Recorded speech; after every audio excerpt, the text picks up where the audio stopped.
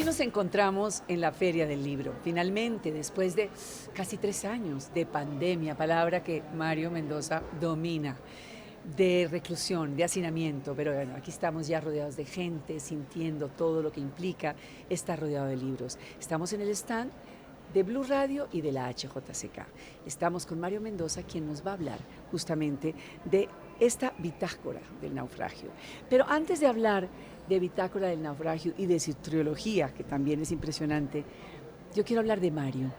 Yo quiero preguntarle a este misionero de los libros, a este viajero de los libros, que comenzó recorriendo cárceles, recorriendo barrios cuando era un desconocido, con una mochila llena de libros, que me hable de esa experiencia, porque ya hoy no es un desconocido, pero en ese momento creía en algo distinto, era diferente esa mentalidad y esa filosofía. Mario, bienvenido.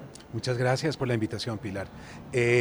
Mira, para mí los libros siempre han sido el motor del movimiento de una sociedad, ¿verdad? La única manera que nosotros tenemos para entrar en una modernidad real es, solo hay 2 caminos para generar transversalidad social. Uno es el narcotráfico, que es lamentable, y el otro es la educación. No hay otra forma. Metámoslo al revés. Bueno, la educación primero y luego el narcotráfico. Claro, porque es triste pensar que nosotros hemos tenido tantos carteles, que hemos tenido una lucha de muchos años en contra de lo que sería la riqueza, la obsesión por la riqueza material. Y yo le aposté a algo que se llama patrimonio inmaterial, que es la verdadera riqueza de nuestros días, que es la inteligencia, la creatividad. El desarrollo mental. ¿Cómo una sociedad logra eso? Una sociedad logra eso incrementando los índices de lectura, no hay otra forma, ¿verdad? Los índices de lectura en Colombia, lamentablemente, han sido muy bajitos. Nosotros siempre estamos oscilando los 3 libros per cápita al año. ¿Qué significa eso? Significa lo que se llama analfabetismo funcional, es decir, gente que sabe leer y escribir en teoría, pero que nunca pasa por una librería y nunca compra un libro. Una sociedad que tiene una tasa de lectura tan baja es una sociedad que se acerca a una hecatombe de gran envergadura. Entonces, yo hice lo que se llama trabajo de base. Trabajo de base es ir a las comunidades, cargado de libros. Claro, ir a los colegios, ir a las prisiones, ir a las casas de la cultura y reunirme en las bibliotecas públicas y empezar a mostrarles que la lectura no es una cosa pesada, densa, tediosa, aburrida, sino que siempre hay un libro para uno. Puede que si a uno no le gustan los clásicos, que es un error, empezar a leer de esa manera, que a uno lo obliguen a leer el Quijote o que a uno lo obliguen a leer a Shakespeare, uno va llegando lentamente, poco a poco, es un acto de seducción. Y si no hay un libro que a uno le guste, hay muchos más. Entonces, ¿cómo da uno con el libro indicado para cada persona?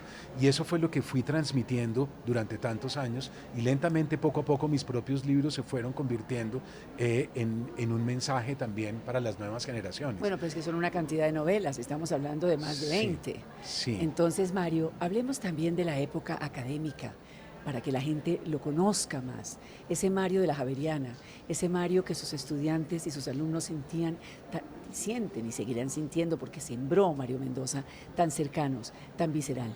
Hábleme de esa época académica. Bueno, yo estudié literatura en la Universidad Javeriana, luego hice una especialización en la Fundación Ortega y Gasset en Toledo, en España.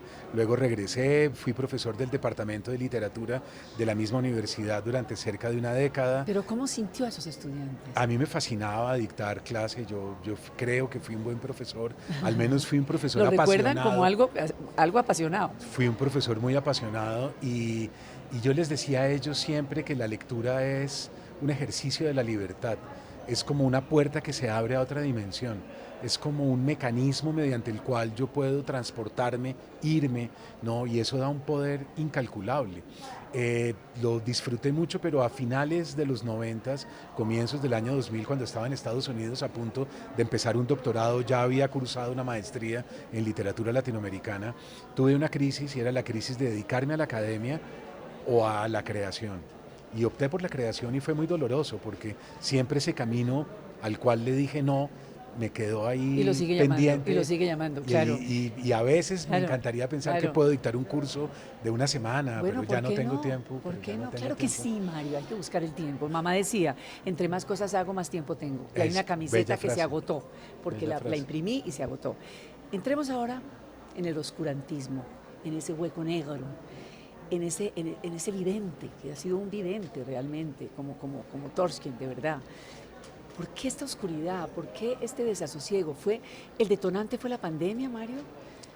Ese hacinamiento y esa visión de usted mismo frente al espejo de sentirse irreconocible, de querer ser otra persona, de caminar distinto, de vestirse distinto, de verse distinto. Es que lleva demasiados libros oscuros y no, yo no voy a decir que desafortunados, pero casi que sin futuro. Pero luego está la paradoja de esta trilogía que piensa en el futuro de los niños y que les hace ver una tercera dimensión y que les hace decir que sí hay héroes, aunque sean de ficción. Entonces, ¿cómo maneja esos dos momentos? Yo venía esperando una reflexión de gran envergadura. ¿Le llegó? Digamos, pero yo quería que el hombre occidental en algún momento reflexionara y dijera, estamos perdidos, estamos extraviados, no hay un proyecto hacia el cual dirigirnos. Hay una diferencia entre un hombre del siglo XVIII, un hombre del siglo XIX o de comienzos del XX incluso, y es que hay un derrotero, ¿no? La Revolución Francesa. Sí, la Revolución Industrial inclusive, claro. Y igualdad, equidad, justicia, solidaridad. Pero resulta que nosotros hoy en día ya no tenemos ruta, ya no hay nadie en Naciones Unidas que nos haya dado un discurso diciéndonos, miren, vamos hacia acá, nuestros objetivos son los siguientes. No, sería maravilloso pararse uno en Naciones Unidas y preguntarles y decirles cuál es la hoja de ruta, para dónde vamos, cuál es el proyecto que tenemos de sociedad. ¿Cuál es la carta de navegación? La carta de navegación, y no existe.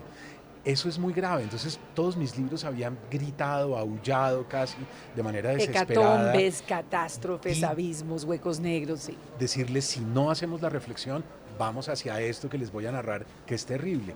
Y en efecto se fue cumpliendo y se fue cumpliendo. Por ejemplo, un ejemplo tonto, la Organización Mundial de la Salud había estudiado con mucho cuidado el SARS, luego estudió H1N1, las gripes, H1N3, luego estudió Zika, chikungunya, el ébola se les salió en algún momento, sí, pero finalmente lograron controlarlo. Y al final ellos dijeron, se acerca una pandemia de gran envergadura, se acerca un patógeno X, así lo llamaron. Entonces yo me anticipé y lo dije, pero no porque fuera una cosa rara de predecir, era porque me leía los informes y eso significó que yo dijera desde el año 2011 en adelante, mucho cuidado que se viene una pandemia. ¿Qué fue lo que sucedió? Que entre los científicos y los políticos hay una distancia.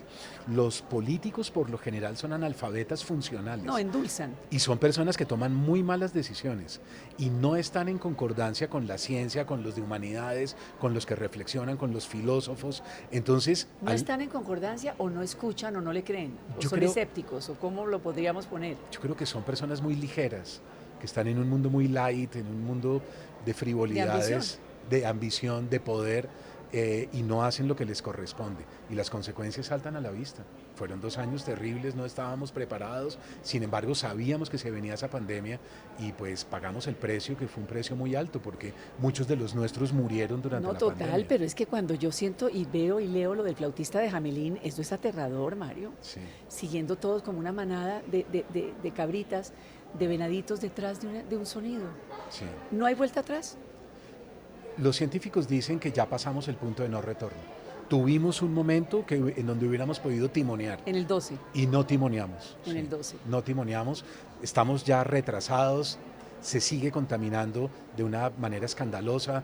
Estamos masacrando a las especies a lo largo de todo el globo, los océanos siguen contaminados, empezamos a sentir enfermedades y patologías que no habíamos tenido nunca. No, porque estamos desprotegidos. De fatiga crónica, claro. Depresiones terribles, síndrome de resignación, niebla mental. Hay una cantidad de categorías psiquiátricas que son terribles y que ya empiezan a padecerlas las nuevas generaciones. Entonces, no, yo creo que no, yo creo que ya pasamos ese punto.